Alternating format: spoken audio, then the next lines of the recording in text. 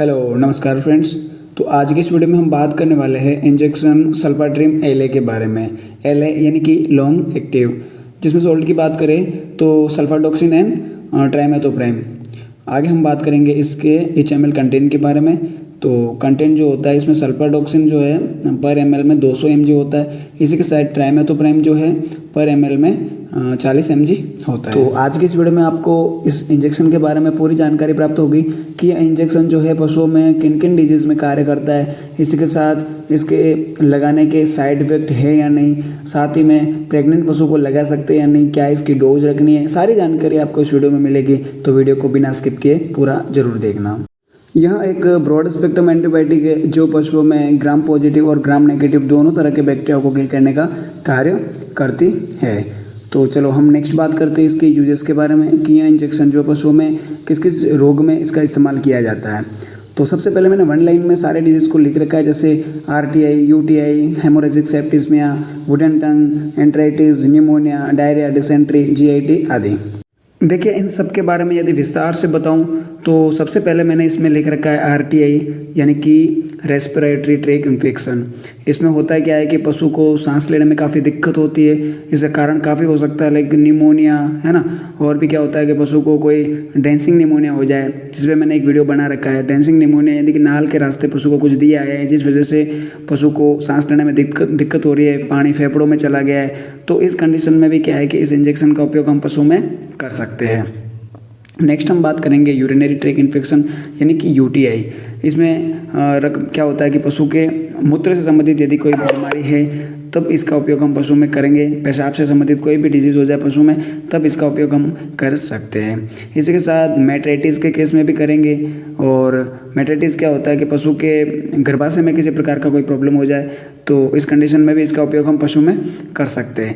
Next तीसरा इसमें haemorrhagic सेप्टिस्मिया जो बैक्टीरियल डिजीज़ है, जीवाणु जनित है, जिसको हम गलघोटू नाम से भी जानते हैं। तो इस कंडीशन में भी यानी कि गलघोटू के केस में भी इस इंजेक्शन का उपयोग हम पशु में कर सकते हैं। और नेक्स्ट वुडन टंग यानी कि इसको एक्टिनोमाइकोसिस भी कहा जाता है। तो इस कंडीशन में भी क्या है कि पशु की जीभ जो है एकदम कठोर हो जाती है, एकदम जो है लकड़े की जैसी, मतलब एकदम टाइट हो जाती है। तो इस कंडीशन में भी क्या है कि इस इंजेक्शन का उपयोग पशु में कर सकते हैं। नेक्स्ट बात करें एंट्राइटिस। एंट्राइटिस में क्या होता है कि पशु के आंतों में किसी प्रकार का संक्रमण फैल जाता है, आंतों में सूजन आ जाती है, जिस वजह से पशु को कई बार तो क्या होता है कि गोबर करने में भी दिक्कत होती है। और कई बार क्या होता है कि एकदम पतला खून युक्त जो है पशु गोबर करता है।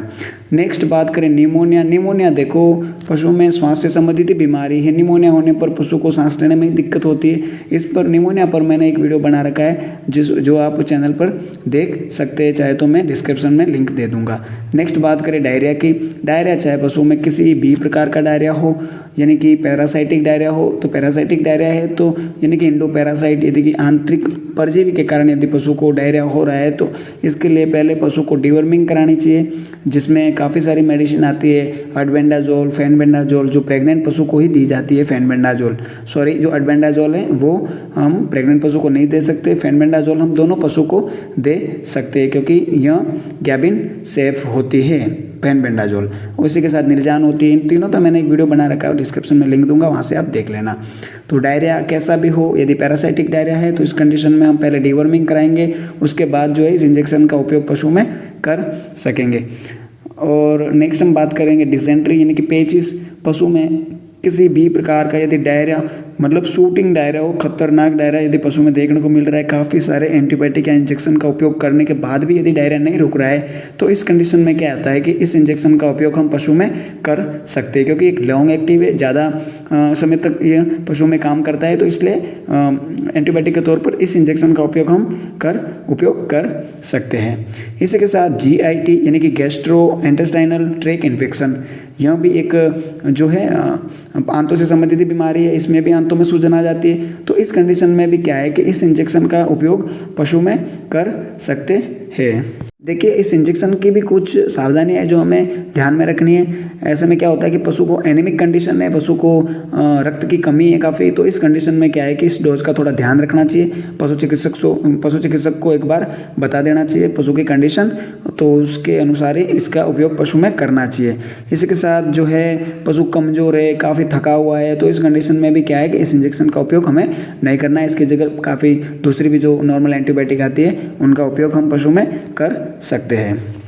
तो फाइनली अब हम बात करेंगे इंजेक्शन के डोज के बारे में। देखिए, डोज के बारे में बताने से पहले यदि आपने मेरे चैनल को सब्सक्राइब नहीं किया है तो प्लीज़ सब्सक्राइब जरूर करें। इसी के साथ यदि आपने मेरे व्हाट्सअप चैनल से जुड़ना चाहते हैं तो डिस्क्रिप्शन में लिंक है, सीधे आप वहाँ से मेरे व्हाट्सअप चैनल से भी जुड़ सकते हैं। तो अब हम बात करते हैं इंजेक्शन के डोज की।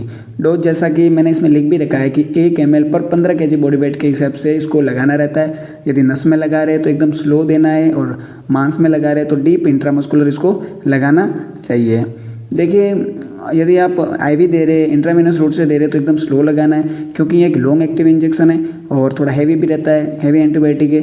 तो इसका उपयोग यदि आप फास्ट करेंगे तो इसमें क्या होता है कि पशु को चक्कर आ सकता है, पशु अचानक बैठ जाएगा, जिसमें पशु मालिक को आपके प्रति थोड़ा गलत मैसेज चला जाएगा। तो थोड़ा ये बात ध्यान रखनी चाहिए। तो आगे हम बात करते हैं पिग की। सॉरी, मैंने इस पिग लिखा नहीं है, लेकिन ये डोज जो है पिग में लगानी चाहिए, जो मैंने इसमें लिख रखी है 0.5 ml पर 4.5 kg बॉडी वेट के हिसाब से। ये पिग की डोज है, यानी कि 4.5 किलो का पिग है तो उसको हम 0.5 ml जो है उसमें लगाएंगे। रूट रहेगा ये इंट्रामस्कुलर और इंट्रावेनस। तो फाइनली आपको ये वीडियो कैसा लगा कमेंट करके जरूर बताएं, और भी इसी तरह के वीडियो देखने के लिए मेरे चैनल से जरूर जुड़े। और भी आप किस टॉपिक पे वीडियो चाहते हैं वह भी आप मेरे को कमेंट में जरूर बताएं। साथ ही इस वीडियो को अपने फ्रेंड्स तक और वेटनरी कर रहे सभी विद्यार्थियों तक भी शेयर जरूर करें। बहुत बहुत धन्यवाद।